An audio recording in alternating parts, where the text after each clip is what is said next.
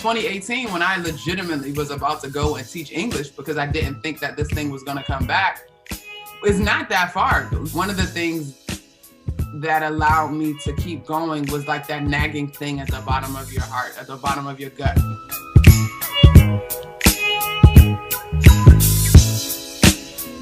You're a veteran and you just lost to the rookie. Monica McNutt wins her first show. Congratulations. Thanks, Tony. I gotta say, this month is the collision of national celebrations of Black History and National Girls and Women in Sports Day, and that is a big reason of why I even have this platform. So I just want to shout out the many dope Black women doing their thing in sports, in particular to my girl, LaChina Robinson and Jasmine Ellis. We made it, y'all! There we go, the ascension. Congratulations, the rookie winning her first show. Welcome back, everybody, for another great Testimony Tuesdays. It's your boy, Coach Bear here. For those of you who are new to the channel, please go ahead and click that subscribe button down below. Click, click, click, click, click. We got another special guest today. And now, introducing the 6-foot Lady Hoya, legendary Georgetown guard, Monica McNutt. Wow, Cam, that voiceover. I mean, you need to look into voiceover. That was a real quick switch and you nailed it. Thank you. Thank you. Thank you. How you doing today? I'm good. It's good to be here with you. I'm excited to chat. Testimony Tuesday. I love that. Yeah. So go ahead and tell the people where you from. Prince George's County, Suitland to be exact. Born and raised. Very proud of where I come from. It's crazy because as a kid, I didn't think about what it meant to be surrounded by successful Black folks because that's all I knew. But now that I've lived in other places and traveled a bit, I understand how unique PG County is. Gorgeous Prince George's. So I'm very thankful for the perspective that it gave me. That's good. That's good. So, hey, I know everybody has seen you all over the place now, ESPN, all that. So just kind of tell the people what got you inspired to get into sports broadcasting. I've always loved sports. I played ball, obviously, at Georgetown. And I can remember doing all of the media interviews, and our sports information director, Barbara Jonas, who's still a good friend to this day, she said to me, "Mom, you should look into this. You're really good at these." And I was like, "You think?" At that point, Cam, I was very much focused on going into sports nutrition and sports science. I was very fascinated with, the weight room, our bodies, just the abilities that we had to be elite machines athletically, human machines, that is. And so I took a journalism class my junior year and kind of caught the bug there. And I interned at NBC Sports Washington in the sports department and I did kind of catch the bug, and so I decided to pursue it when I left when I left Georgetown University, and I got my master's a year later in sports journalism from the University of Maryland, and I've been at it since. All right, that's what's up. That's what's up. I'm so proud of you and all you family. So, just tell the people just what adversity did you face in life that kind of helped shape who you are today? Man, well, I am fortunate that I don't have any harrowing stories of, homelessness or tragedies to think of. But I think for me, getting into the industry was challenging. I was so eager and probably to a degree, a little bit naive.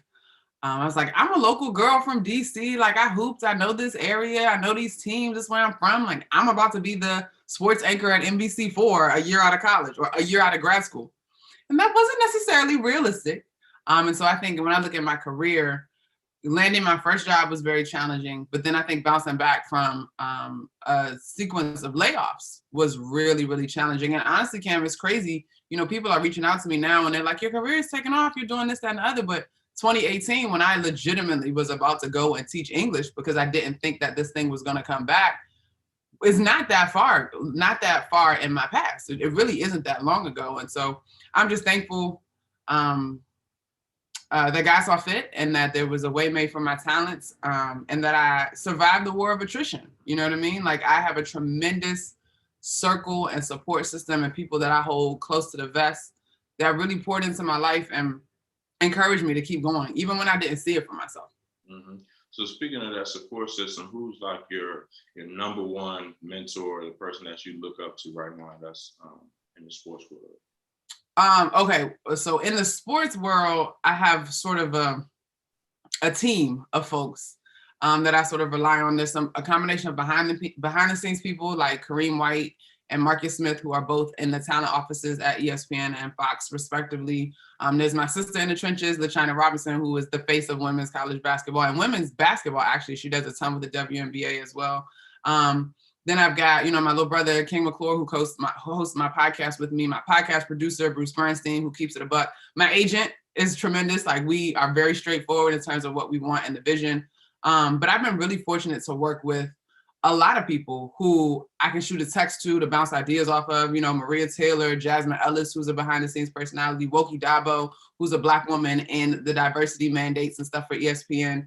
I'm very fortunate to have a team of people that I can tap on for different things and who always encourage me to show up fully as me, because that's when I do my best work, when I'm not concerned about the peripheral nonsense, because I can just be me.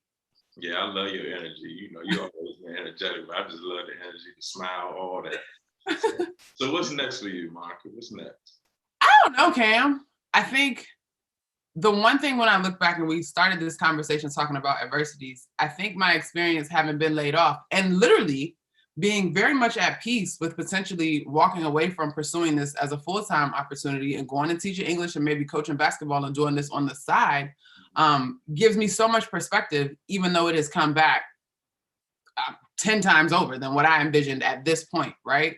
And so for me, it is so important, and I'm so proud that I can take my people with me when I go. Like, if you see me on TV in a hoodie, it's probably one of my homegirls' hoodies. Like, the jewelry I wear is from one of my homegirls' lines. Like, I'm always shouting out other women and young people that I know that are trying to pursue and make way in this business and have given me food for thought in terms of sharing my perspective. And so it's imperative to me that I'm able to leave some breadcrumbs behind as I pursue and continue.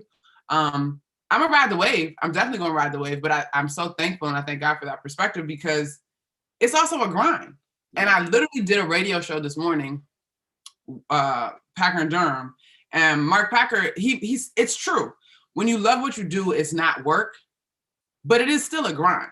And this space in particular is very demanding. You got to keep up day to day. You got to be able to bring your perspective and have facts to back it up. And quite honestly, in sports, a lot of times you're working nights and weekends, so there are some sacrifices that come with it. And so I am open to the journey. I'm excited about riding the wave, but I also know that there's far more to me than this role in my life.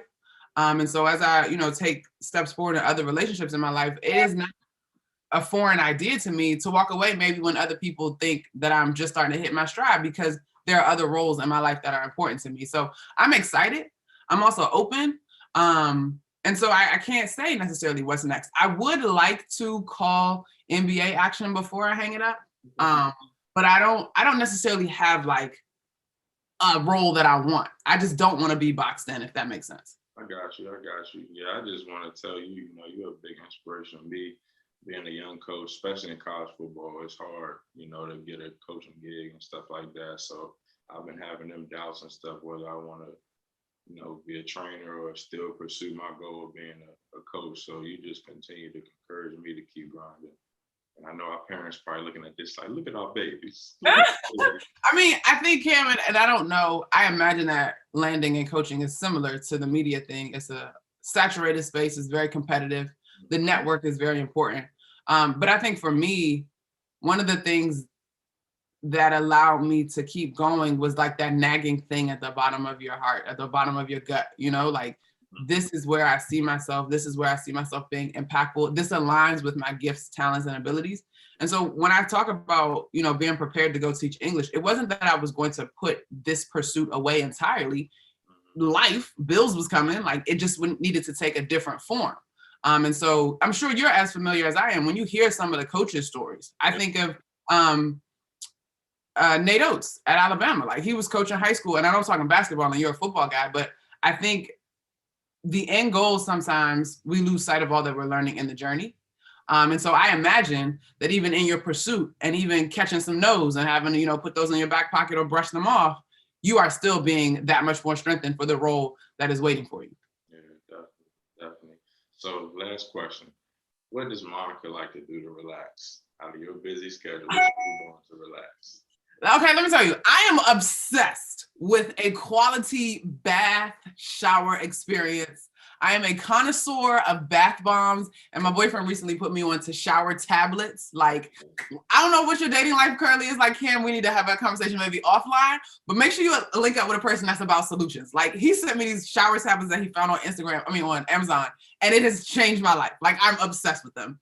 So I'm very much into quality, like, downtime, turn off the television screens, light the candle, give me some scents, like truly just relax and be present. I also love painting my nails, and I've recently gotten into gardening a little bit, like just houseplants for now. But it's something about being connected to the earth and the dirt. And I really enjoy cycling. I used to teach cycle classes before the pandemic hit.